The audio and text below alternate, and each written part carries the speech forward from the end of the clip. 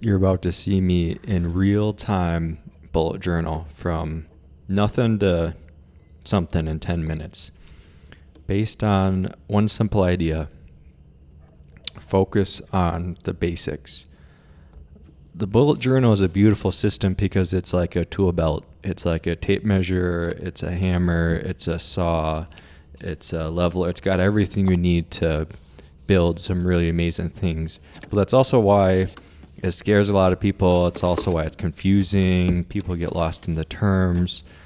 So I'm boiling it all down to what is bullet journaling really if you take out all the necessary stuff, which is why I'm tossing out the sticker.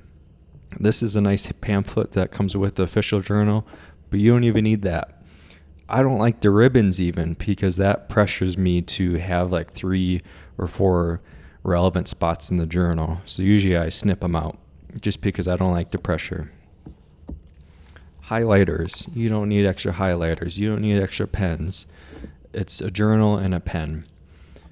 I like the official Brandon one just because it has that what, why, Venn diagram, and I want to support the team because I think what they're building is awesome. But in the front, even in the official layout, they have some things that are going to tempt people to go down all these rabbit holes of learning and not being sure if they're doing it right, like this index and the future log and the intentions page. Those are all beautiful, but you don't need to figure all that out on day 1 in minute 10.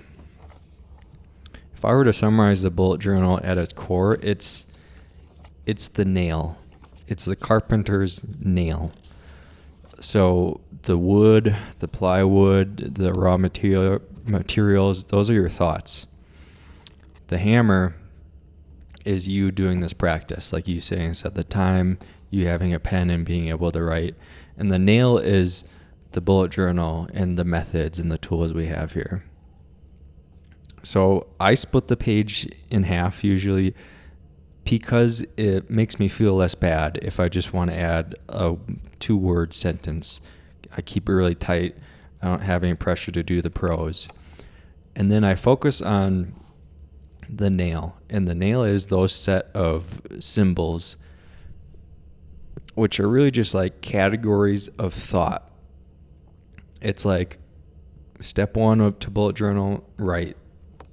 And bonus if you can categorize your thoughts into a few of these different categories while you're writing it down. That's the main practice. That's what they call rapid logging. I'm just going to call it writing. We're just writing our thoughts. So you can do a bullet for a task, you can do a circle for an event, or a dash for a note. And that's plenty right there to start thinking about.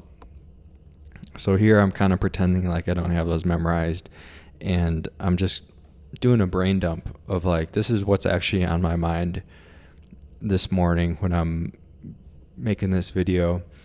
And this is it. This is the carpenter hammering in a nail to a couple 2x4s. And yeah, he could go off to school, he could read some books, he could join a focus group with other carpenters, he could watch more YouTube videos, he could get certified, he could go to university on how to do all these crazy things. But if he just has a bunch of wood, a bunch of nails, and a hammer, he can build some pretty amazing stuff before he gets to the point of having to bring in other tools or techniques or advanced things.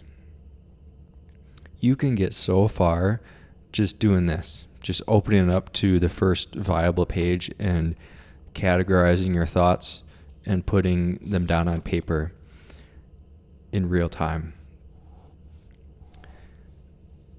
I think one of the problems is that it's called bullet journaling, and people are like, okay, what's that? And then it's like, okay, there's this book, there's a course, there's a blog, there's a bunch of influencers on Pinterest and Instagram and YouTube with these fancy setups, and it's artsy. But really remember, it's a tool belt, it's a tool set, and each of those tools is meant to solve a different problem.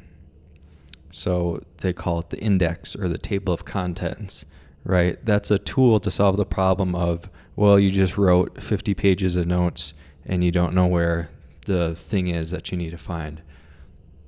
But on day 1, on minute 5, you don't have that problem. It's all right here. So you don't have to solve it right now. Another problem, which is like a project or planning a bunch of thoughts that are kind of connected to a theme.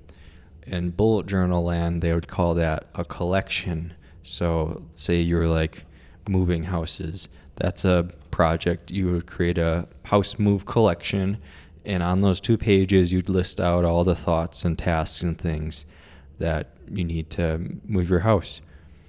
You don't need to learn how to do that and pre-set up a bunch of collections if you're not like moving your house today. And if you can't get past this step here where I'm just writing down thoughts, it's not going to matter whether you have it set up perfectly. What about the layout itself? This is where people get rulers. This is where they start measuring. This is where they have different utensils and things. You saw me draw that line. It's not perfect. It's fine. Like, the job of the line is just to split up the page.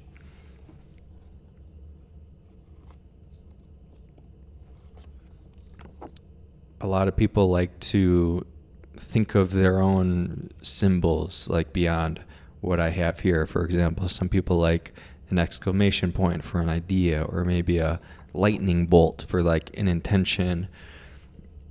Solving a problem you don't have in minute 6, because you only got 10 lines here.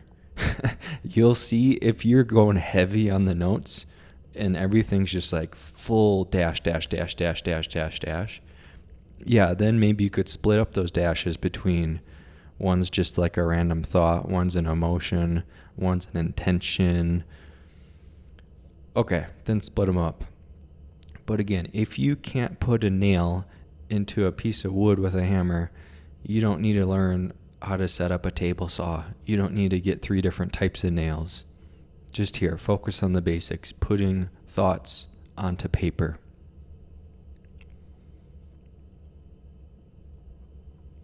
I was just on the bullet journal community call, and there's 900 or so people on there.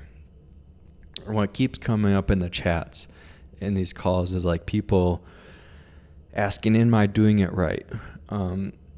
Do we set it up like this or like that? Do I use uppercase letters like you, or do I use camel case, or do I just do all lowercase, or my handwriting's not good enough? It's a lot of fear.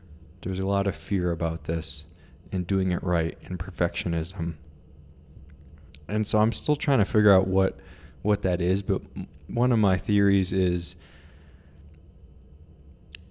confronting your thoughts is like, it is a practice, and it's scary, because especially if it's just running around in your head all the time. If you haven't done this before, it's like scary to think about having a snapshot of your brain, of your thoughts. Here you're seeing mine from August 12th in the morning. This is a snapshot of like my actual brain, because there are some thoughts that we don't want to see, and there's some things that we're putting off. And to obsess over the techniques and the books and the tools and all the other things lets you avoid just looking at the thoughts. But that's where all the benefit is, having a record of your thoughts, even though it's scary. Here you see an example of me doing a collection or a project right next to where I was logging, where I was just thinking, just to prove that you don't need to set up extra stuff. In 10 minutes, I went from nothing to being a functional bullet journaler. And I'm going to give you a couple extra tips because I had some time. Go with a small chunk of pages and then spread it out like this, instead of cracking it open into the middle and then really forcing it apart. That'll keep it around for longer.